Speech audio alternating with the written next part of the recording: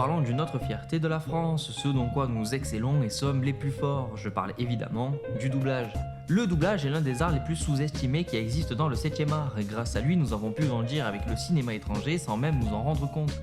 Des séries ont même mieux marché chez nous que dans leur pays d'origine grâce au travail majestueux d'énormément de comédiens qui ont donné leur âme et leur voix à nos personnages d'enfance.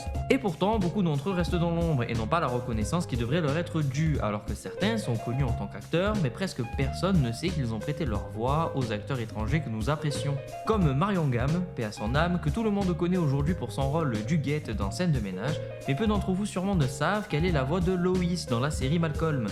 Vous lui aviez mis une note sans lire son droit. Vous aviez décidé de le virer.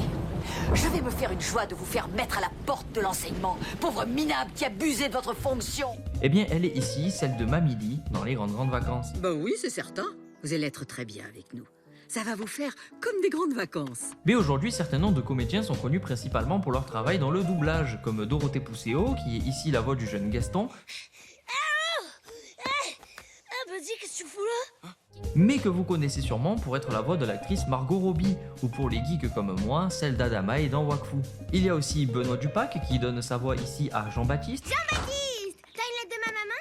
Ah bah tu perds pas le nord toi, hein?